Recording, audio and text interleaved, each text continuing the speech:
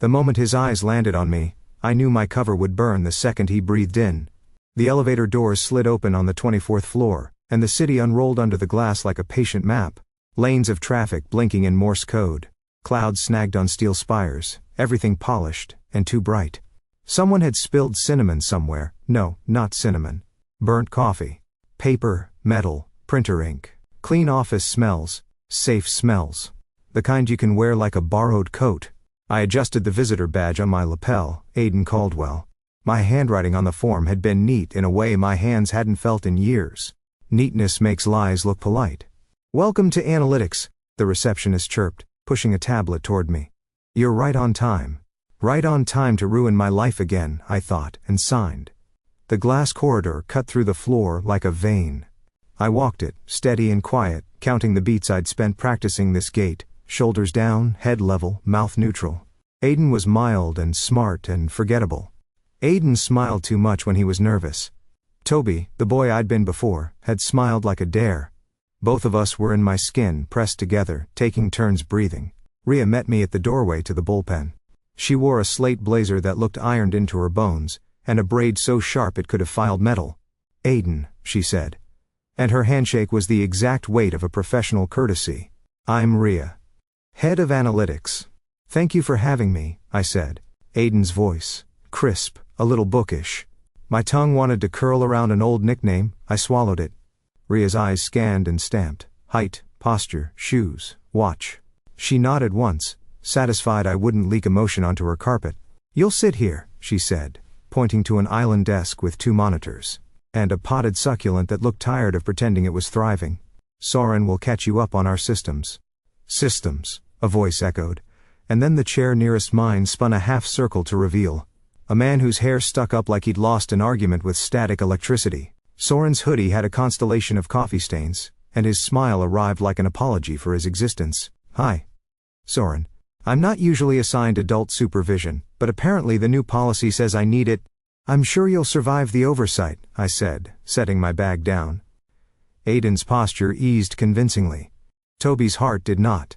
Soren's fingers danced over his keyboard, lines of code stitching themselves up the screen. He glanced at me sideways. "Rhea said you came with a reputation." "For what?" I asked lightly. "Patterns," he said. "Finding them where there aren't any." "Convenient magic trick," I said. "But I still need data." Soren snorted. "We've got data. What we're missing is dignity." "Don't speak for the department," Rhea said, appearing behind him like a well-timed haunt. "Aiden, this is Maeva, internal security liaison." Maeva did not offer a hand. She offered an assessment. Neat bun, a mouth drawn like a border. Her gaze slid over me, cold as a scanner. "You're the transfer?" she asked.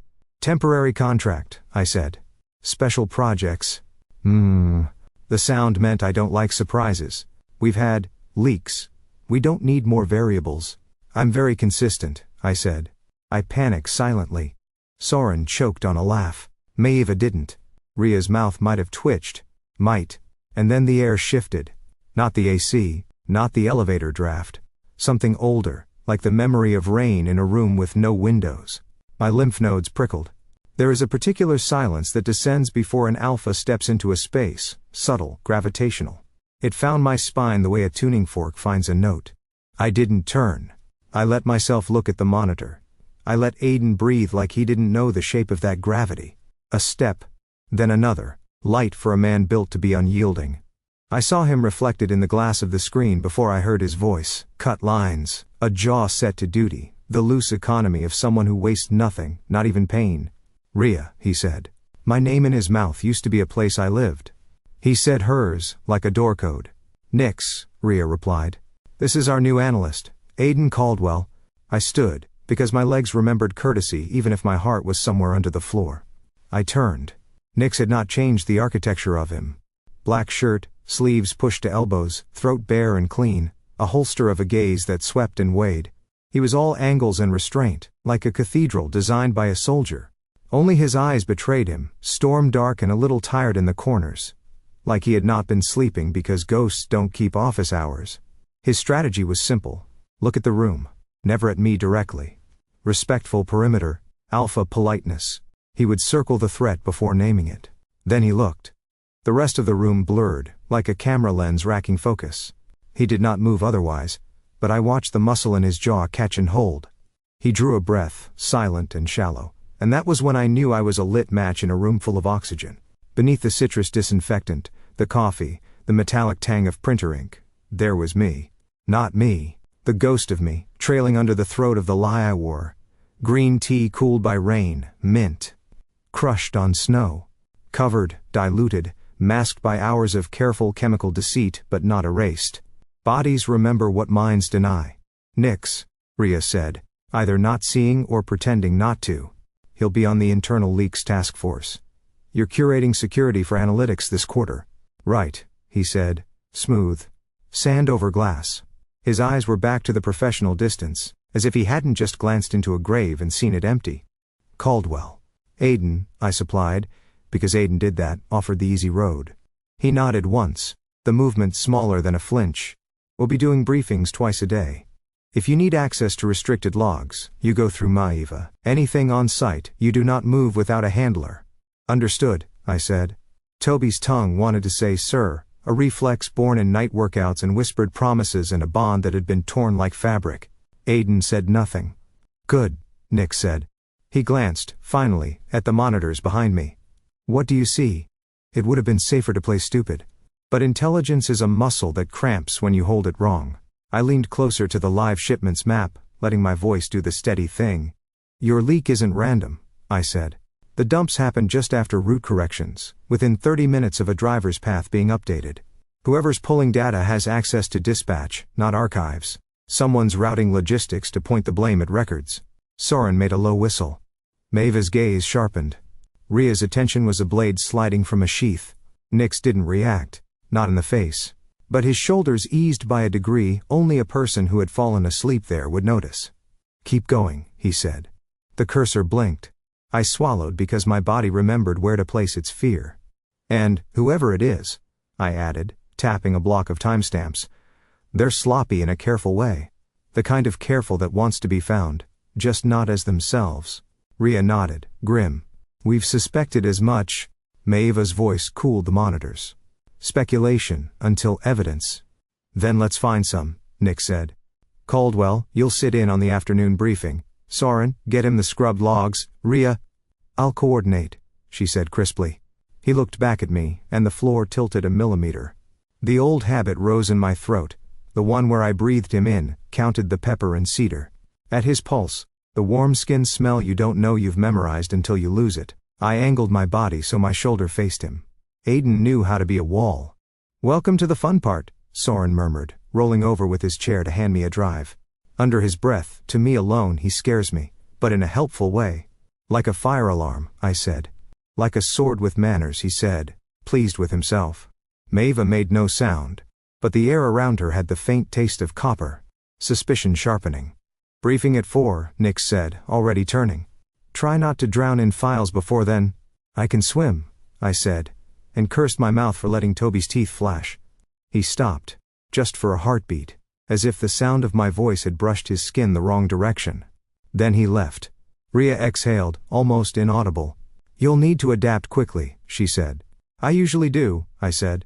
Soren, delighted, whispered, he liked your brain. That's a sentence, I said. High praise from the human fortress. Soren grinned. Maeva's chair creaked. Brains are easy to like when they don't leak, she said. Prove you're not a liability. I smiled pleasantly. I'm very boring, I said. You'll forget me by Thursday. Try me, she said, and walked off. Rhea touched the back of my chair. Don't give me a reason to regret this, she murmured, and then moved on, already juggling 3 crises. Left alone with monitors and a plant named Probably Dying, I let my breath out slow. My palms were damp. The spray I'd used this morning still clung to my skin, a clinical veil that irritated my sinuses and my conscience. It wasn't perfect. Nothing ever is. You choose the flaw you can live with. I pretended to read while my pulse settled into something human.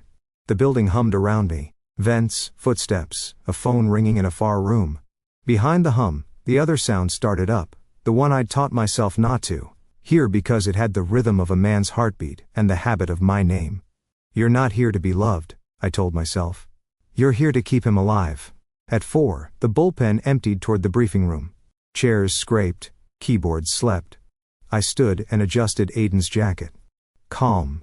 Mild. Forgettable. When I stepped into the hallway he was there, paused by the window, city. Brightness burning an outline around him like a halo for unbelievers. He didn't move when I passed. Didn't speak. Just a breath. 1, 2. And the smallest tilt of his head, as if the air itself had whispered a rumor into his ear and he was deciding whether to listen. His mouth hardly opened, like he was afraid the words would escape too loudly. Not possible, he said, to no one, to the window, to the sky. And kept walking. The strategy room smelled like marker ink and old arguments. A wall of glass faced the city, the other 3 wore screens like armor. Rhea stood at the head of the table with a tablet and an expression. That said time was both money and a moral obligation not to waste. Updates, she said. We've had 2 more diversions in the last week. Shipment routing was altered after dispatch. We lost 5 crates and a driver's nerve. Soren raised a hand. Technically we only lost 4 crates. 1 fell off the truck, and that's gravity's fault. Gravity doesn't falsify route logs, Maeva said, sliding into a chair with suspicious poise. She set a folder down like a verdict. Someone inside touched dispatch. Nix took the seat across from me. The table might as well have been a leash. He set his watch face down and laced his fingers like calm lived there by choice. He didn't look at me. He didn't have to. My skin already knew which way his attention leaned. Rhea flicked a timeline onto the main screen. Pattern? My mouth said, yes, before my brain could choose the safe lie. Heads turned. Aiden smiled politely, as if agreeing that weather existed. Toby's pulse sprinted. Walk us through it, Nick said, without changing his tone. Not a command, a corridor. I stood because my body remembered classrooms and briefings, and the way you control a room with posture. The diversions cluster around shift changes, I said, circling a window of timestamps with my fingertip on the screen. Not just any shift, the one where dispatch hands off to night operations. 33 minutes after the documented handoff, the route adjustments go through. Consistently. That's on the logs, Maeva said. We've seen it. Sure, I said. But whoever's doing this knows we'd see that. So they offset 1 detail each time. Driver alias, a single digit in the route code, the broker contact name. It looks like noise, but the offsets spell out a key if you overlay them. Soren wheeled closer, eyes bright. Overlay how? Chronologically but sorted by who signed off, I said, swiping through columns. When you stack the altered fields and treat each as a position in a string, you get a repeating index. It points back to, not records, facilities. Rhea's brows knit. Facilities? Door access, cameras, badge readers, I said, calling up a second feed. Look here, camera outages that line up with the route fixes. They're not outages. They're intentional windowing. 8 minutes at the loading dock. 6 at the north gate. Long enough to move crates, short enough to look like maintenance hiccups. Maeva tipped her chin, unimpressed. That implicates 3 departments and 37 people. It's meant to, I said. But look at the repair tickets filed after each outage. Same vendor name. Different invoice numbers formatted the same wrong way. 2 letters reversed in the header slug. Soren whistled through his teeth. Oh, that's rude. Nix finally glanced up. Not at me, at the wrong way letters. Rude, or convenient. Convenient for us, I said before I could stop myself. If we want to catch them. Maeva's eyes narrowed. You're very fast for a transfer. There it was. The line. I smiled like I'd expected to be stabbed. Some of us read for fun. Soren pointed at the screen. To be fair, I do read for fun. And this still feels like witchcraft. Rhea tapped the table once. Focus. Maeva, run the vendor through procurement. Soren, duplicate the overlay. Aiden, I can generate a short list of badge IDs that were on site for both the camera windows and the route changes, I said. Cross-reference with dispatch credentials. It won't be 37. How many? Nix asked. 5, I said, and hated how sure I sounded. Maybe 6 if one of them is smart enough to borrow access. Maeva's mouth went thin. Or if one of them is your handler. Rhea didn't sigh. But the room made space for one. Enough. We test the hypothesis. We do not accuse by committee. Nix was quiet. Then, too fast for a newbie, he said, voice level. You landed on facilities before security has, and we've been at this for weeks. Heat crept up my neck, The treacherous kind that gives you away in polite lighting. I've been looking at the problem from the outside, I said. Sometimes distance helps. Or history, Maeva said, like a trapdoor opening. Soren kicked her lightly under the table. Play nice. She didn't blink. Playing nice is how we lost 5 crates. I thought gravity took one, I said before my filter reattached. Soren coughed to hide a laugh. Ria's tablet clicked as if in judgment. Nix's gaze landed on me as if I'd spoken a language only we shared. Not recognition, calibration. He leaned back. A fractional easing. Run your short list, he said. If it's wrong, we burn the theory and start over. And if it's right? Ria asked. Then we stage a fix, Nix said. We seed a rote change with a bait crate, lock the cameras on, and watch who blinks. Soren raised a tentative hand. On a scale of 1 to I will die and haunt you via the Wi-Fi, how dangerous is that? Nix didn't smile. 2. Okay, Soren said, relieved. I can haunt at a 2. Maeva folded her arms. And if the leak sits in analytics? Then I've already made my peace, Nix said, and for a heartbeat the room went thinner, like altitude. Not a threat, an oath spoken to the table itself. Ria nodded. We move in stages. Aiden, Soren, give me the cross-refs by end of day. Maeva, vendor checks and door logs. Nix, I'll brief the patrol leads, he said. Meeting adjourned with the quiet clatter of chairs and the louder rustle of suspicion. People filed out. Nix didn't. He waited until the room thinned to the 4 of us, Ria, Maeva, Soren, me. And then tilted his head like listening to weather. He spoke to the air. Tell me, Caldwell, he said. How long does it usually take you to read a room? The words weren't sharp. They were careful. I met his eyes for the first time since yesterday, and pretended I wasn't looking at a life I had buried. Depends on the room, I said. This one screams. Soren grinned. She does. Constantly. Maeva didn't even look at me when she said, And what does it scream about you? That I'm new, I said. And that you hate new things. New things break, she said. Or fix what's broken, I said lightly. My palms were damp. My mouth tasted like the spray I'd used, sterile as regret. Nix's gaze didn't waver. Too fast, he said again. Almost conversational. For a newbie. There was a version of me that would have bristled. The current version kept his voice even. I can slow down. Don't, he said. It was nothing. It was everything. I felt the barely there pull at my sternum, the one that used to anchor me when the world went high wind. I swallowed and nodded like he'd told me the weather. Ria closed her tablet. We're done. Aiden, Soren, desk. Maeva, my office. Nix, walk with me. They went. Soren lingered at the door, peering back at me. You okay? I'm thrilling, I said. He snorted, then sobered. He's not trying to spook you, he said, jerking his chin toward the hall where Nix had gone. He just checks the edges of every blade. He's good at that, I said, and wished I hadn't said it like a memory. Back at my desk, the plant judged me, and I judged it back. I pulled logs, cross-refed badge pings with dispatch credentials, and let the rhythm of work drag my pulse where it could not hurt anyone. The short list collapsed from 37 to 9 to 6, just like I'd promised the room, just like my ghosts had warned me it would. Ria's message pinged. Bring it. I stood, and felt him before I saw him. The air did that subtle gravity again. I turned. Nix leaned against the frame of the bullpen entry, arms folded, attention not pretending to be anywhere else. His eyes tracked the drive in my hand, then returned to my face with the unhurried accuracy of a marksman. You were right, I said, holding out the file.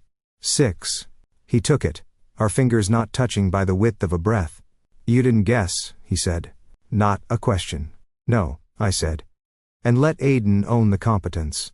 Nix's gaze held mine for a second too long. Too fast, he said, softer now.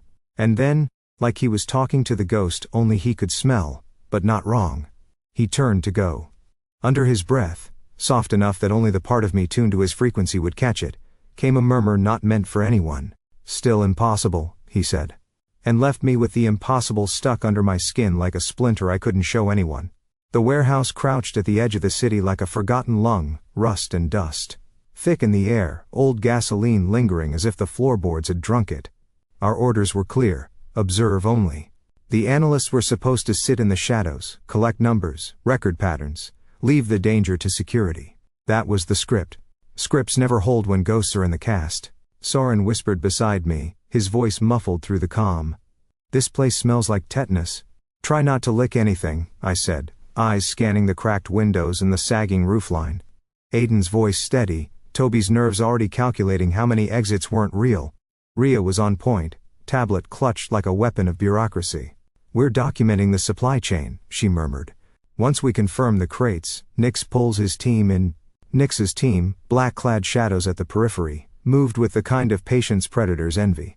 He himself was a darker shape at the edge of my vision, directing silently with hand signals, steady as tide. Even half concealed, he anchored the air. I could almost feel the vibration in my bones, the instinctive awareness that he was there. My pair bond? No, not anymore. Aiden didn't have pair bonds. Aiden had assignments. We hunkered behind a stack of pallets that smelled like wet ash.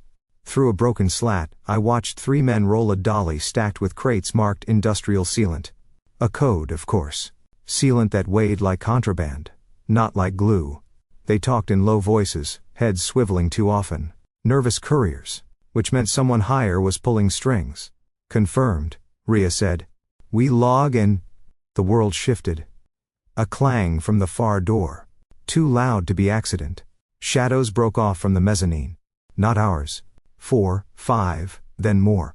Guns, bats, pipes. The trap sprang closed with the casual cruelty of practice. Contact, Maeva snapped through comms. Stay down, Rhea ordered. Her hand shoved Soren flat behind the pallets. We're observers. Observers die quiet. Fighters live loud. My ribs tightened. I had promised myself I would never drag Nix into risk again, not even indirectly. But promises crack under weight. The first assailant rounded the pallet, metal pipe swinging. He saw Soren's pale face and grinned. My body moved before my brain signed the consent form. I caught the pipe with my forearm, pain ringing down bone, and drove my elbow into his throat. He went down choking, pipe clattering. Soren yelped like a startled kettle. I thought we were observing. He hissed. Adaptation, I said, already pulling him lower as another came around. This one had a knife. Knives and I have history. My knee met his gut. My hand wrenched his wrist until bone popped. The knife clattered. My muscles remembered what my conscience had forgotten, how to end a fight before it begins. Somewhere, Nix barked orders, short, controlled bursts. His team engaged, gunfire echoing against sheet metal. But closer to me, it was fists and pipes, and the taste of dust in my teeth. One tried to grab Soren. I pivoted, shoulder-checked him into a pillar, followed with a punch that cracked knuckles. My lungs burned, but adrenaline makes liars of limits. When the scuffle broke enough to breathe, Nix was there. He'd closed the distance like inevitability. His hand clamped my shoulder, spinning me toward him. His eyes caught everything, the stance, the bloody knuckles, the knife I had already palmed and dropped. You don't fight like an analyst, he said. Low, flat. Not accusation, diagnosis. The worst part was the recognition in his tone. Like he'd already known, and this was just confirmation. I forced a shrug, chest heaving. I took the self-defense course twice. Soren, still crouched, muttered, "Twice a week for the last decade. Maybe." I kicked his shin lightly, not subtle. He winced and shut up. Nix's hand lingered a second too long on my shoulder, as if his body wasn't sure whether to push me away or keep me close. Then he released. The last echoes of the fight died into a dripping silence. Rhea strode in, hair only slightly loosened, tablet now decorated with grime. "We said observe," she snapped, eyes flicking over me, then the groaning bodies at my feet. Her lips pressed tight, but she didn't repeat the reprimand. Results are persuasive. Maeva arrived next, pristine as if she'd walked through rain without getting wet. Her stare pinned me. Convenient skill set. Soren jumped in, voice a pitch too high. Convenient for me, definitely. Would have been stabbed without him. I'm very stabbable. Noted, Rhea said, rubbing her temple. We'll debrief. Secure the perimeter. Maeva's gaze lingered like frostbite. Analysts don't bleed like soldiers. Except this one. Then she turned on her heel.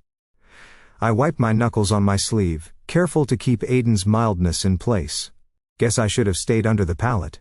Nix didn't answer. His silence was worse.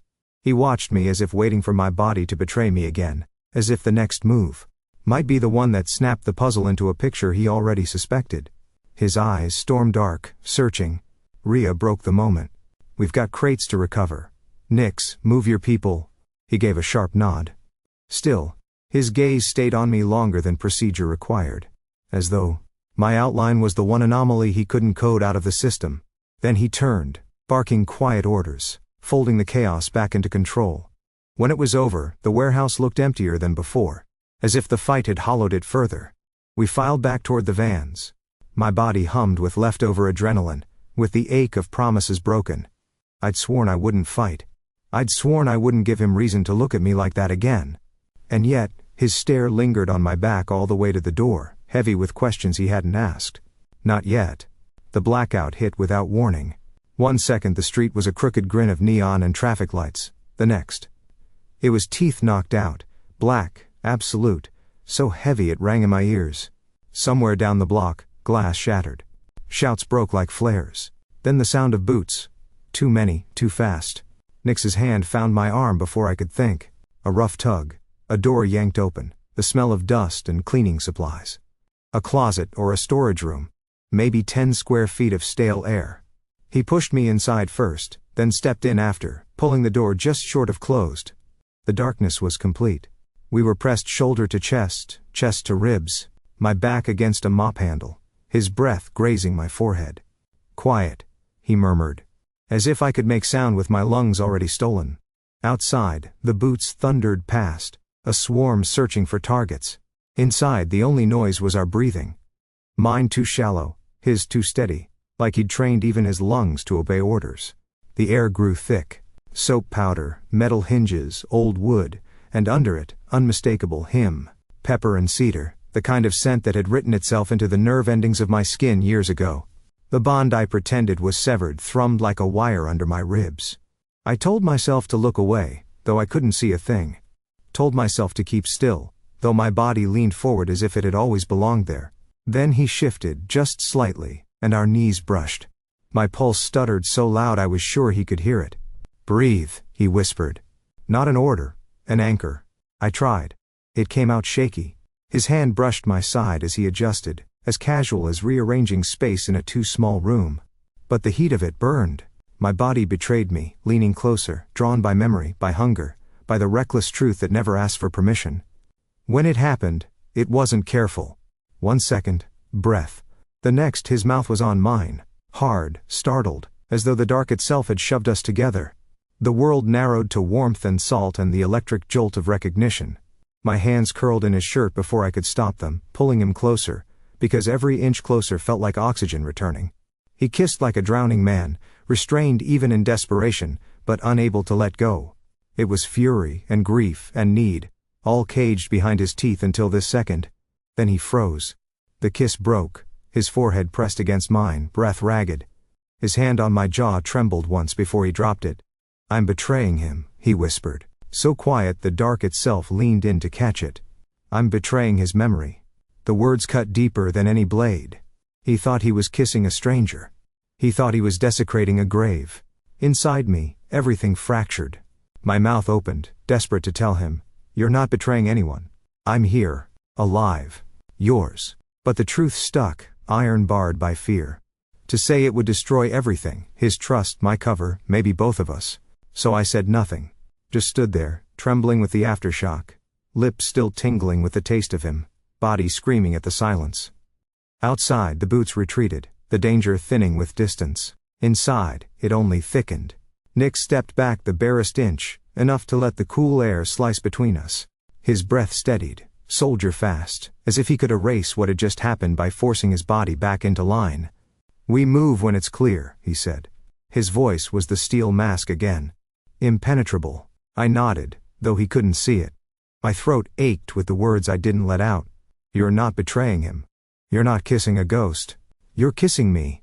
But silence was the only thing that kept me safe. We stayed there until the city's hum flickered back, lights sputtering alive in the distance. Only then did he open the door and step out, first into the glow, leaving me in the shadow. I followed, carrying the weight of his words like a stone in my chest, and the heat of his kiss still burning on my lips. The showers hissed awake, pipes groaning like old men. Steam rolled across the tiled room, blurring mirrors, making the fluorescent lights bleed into fog. The air smelled of soap, metal, and the faint copper tang of blood rinsed from the floor drains. We'd made it back to headquarters in one piece, if you didn't count the bruises and the silence still wedged between us. Rhea had sent us to clean up before debrief, and somehow, I ended up in the same row of showers as Nix. Which was how I discovered that no disguise, no alias, no clever lie could protect me from the humiliation of communal plumbing. He stripped off his ruined shirt like it weighed nothing. I turned my back instantly, yanking my own over my head with the gracelessness of a drowning man. Steam swallowed everything, but not enough. "You're bleeding," he said, voice echoing off the tiles. "Just a scratch," I muttered. "Get it checked." "Yes, Dad." The words slipped out before I could stop them. His pause was brief, then a huff that might have been the ghost of a laugh. "Smart mouth." Water poured down, hot and relentless. I shoved my head under the spray, letting it sting. If I drowned in steam, maybe the bond thrumming under my skin would finally shut up.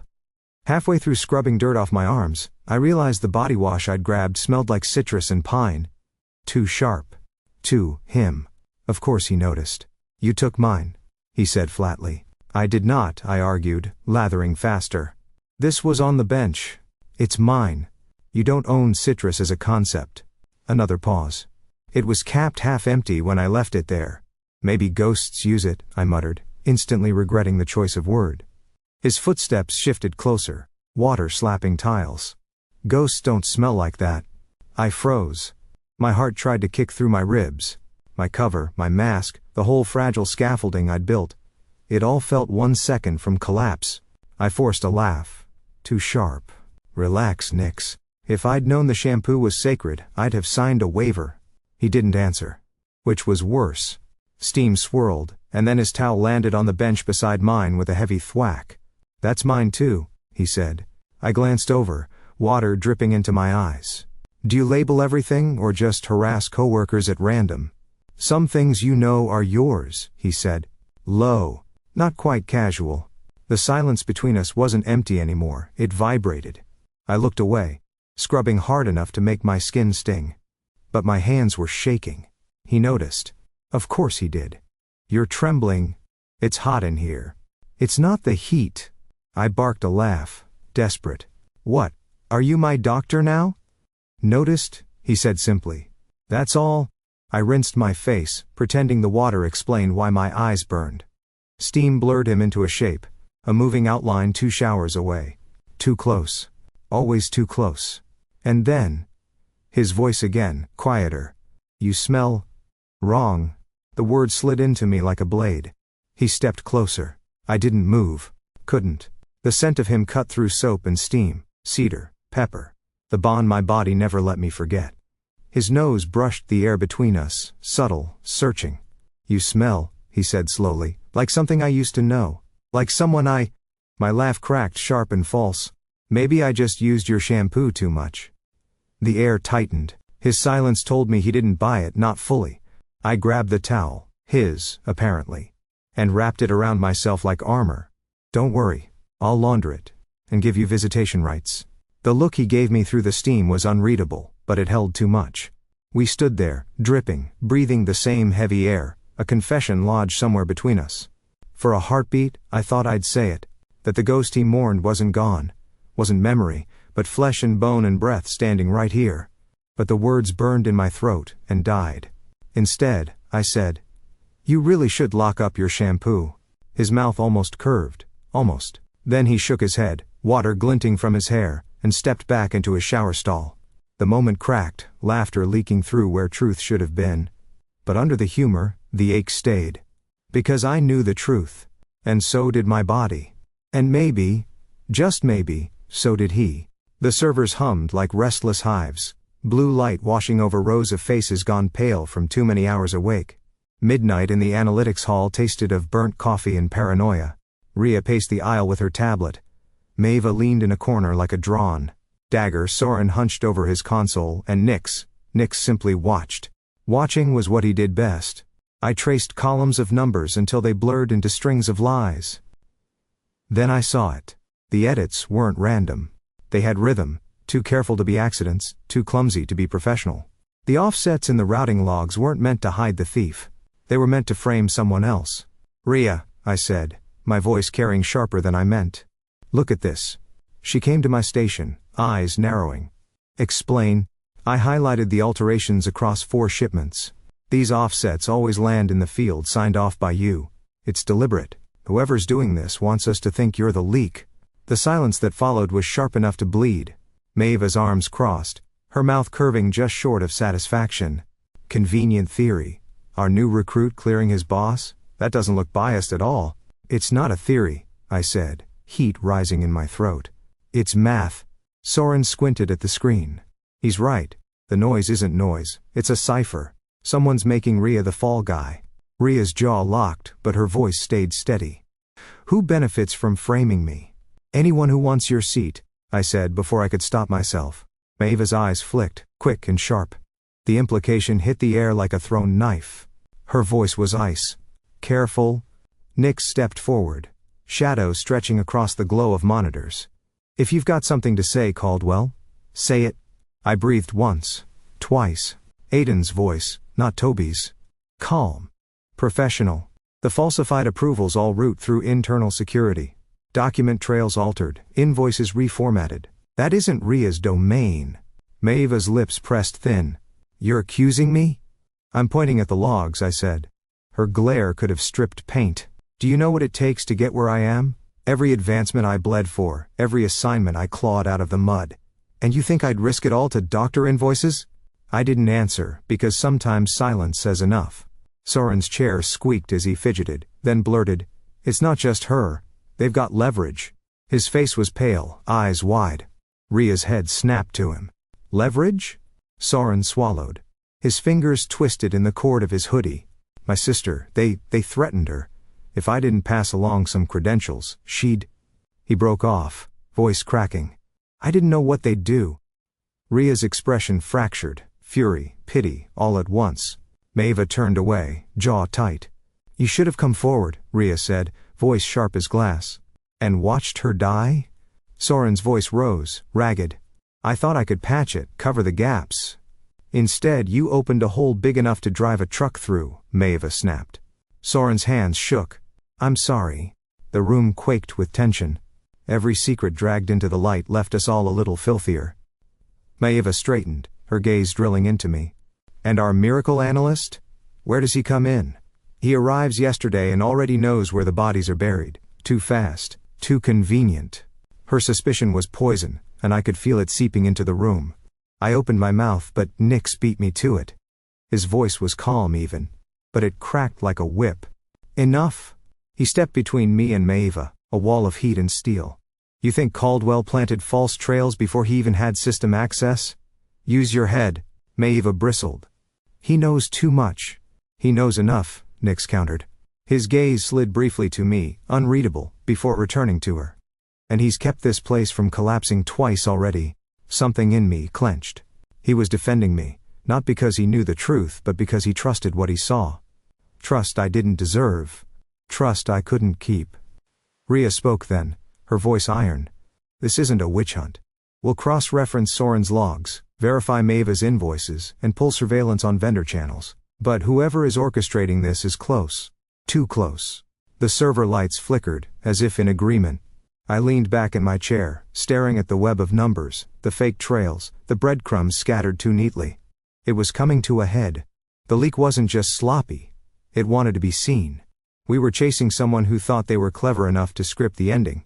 But endings don't belong to liars. I glanced sideways at Nix. He wasn't looking at the screens. He was watching me again. Like the pattern he was solving wasn't in the code but in my bones.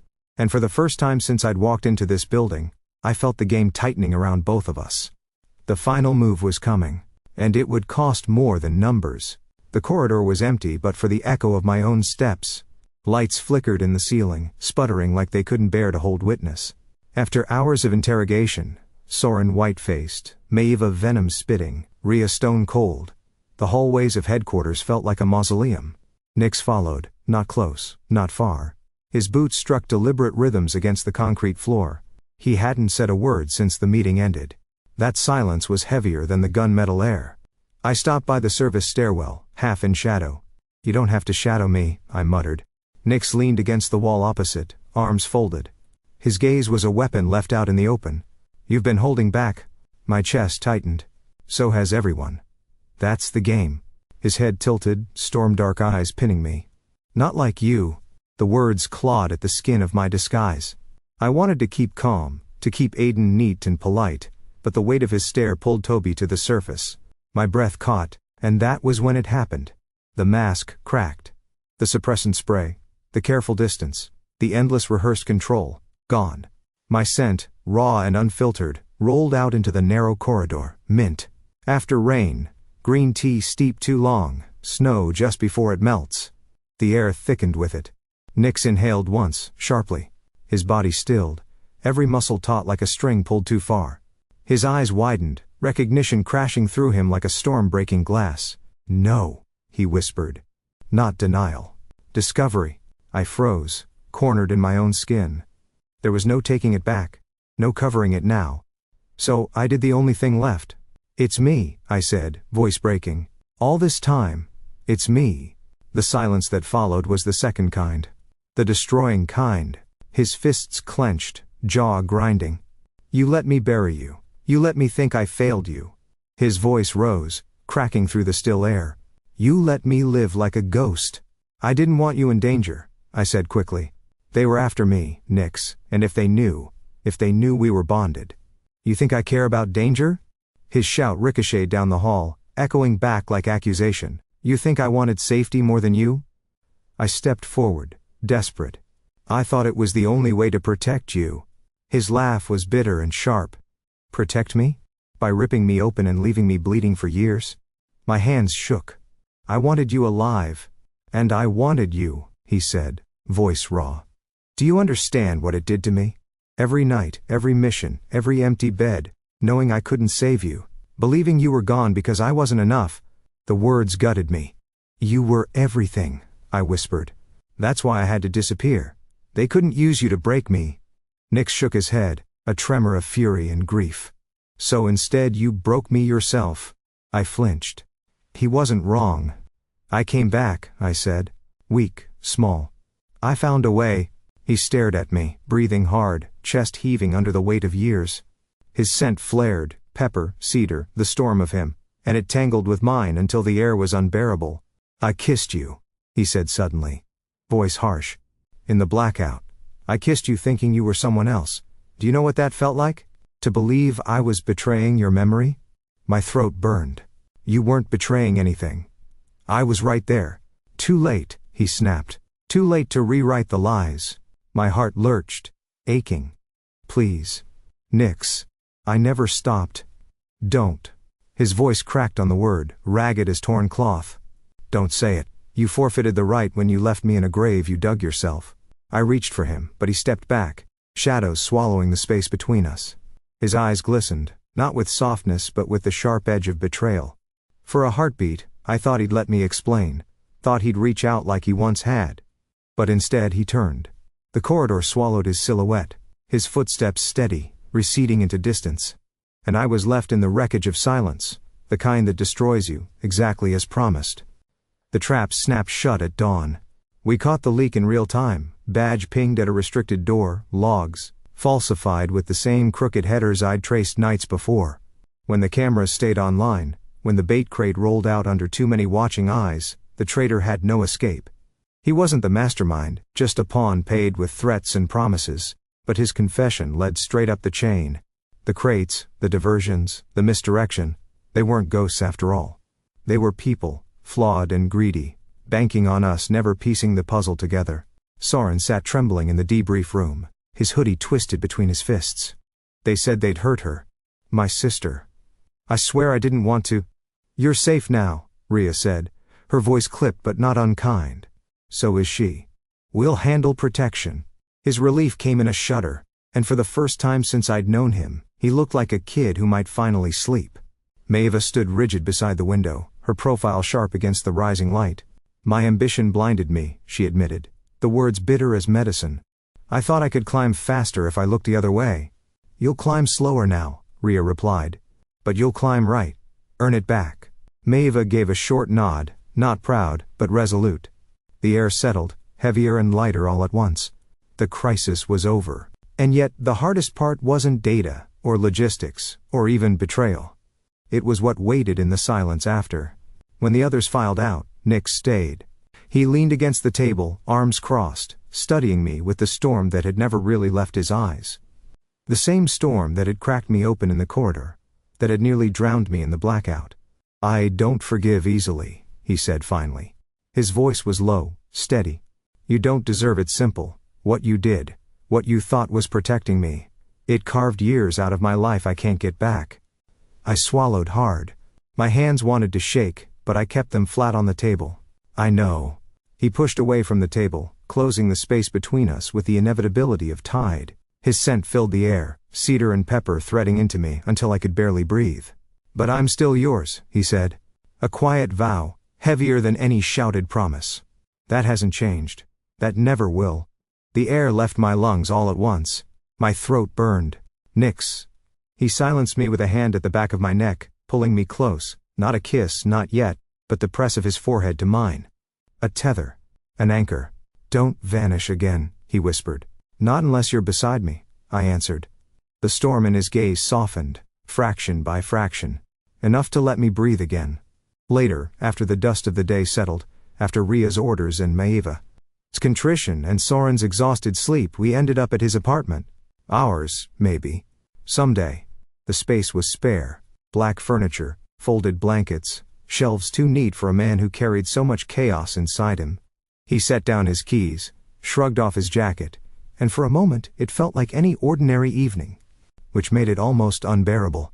I showered first, steam curling the edges of the mirror. When I stepped out, towel wrapped tight, Nix was already waiting by the doorway, another towel slung over his shoulder. "That's mine," he said. I rolled my eyes, heart lighter than it had any right to be. "You don't own cotton." He stepped closer, gaze steady, a hint of warmth in the corners of his mouth. "Some things, you just know are yours." The words struck too deep, too true, and I couldn't stop the grin that slipped out. "Fine. But if we're going to fight over towels for the rest of our lives, I'm at least buying the soft ones." "You'll fold them wrong," he said. "Then you'll have to teach me," I shot back. Something loosened in his shoulders, in his jaw, like laughter threatening to break free. And in that tiny, stupid argument, with steam still clinging to my skin and his hand brushing mine as he took the towel, I realized, coming back wasn't the same as coming home. But with him standing there, watching me like he'd never let me slip away again, this was the beginning of home. He thought I was dead. But love, stubborn as it is, dragged us both back home.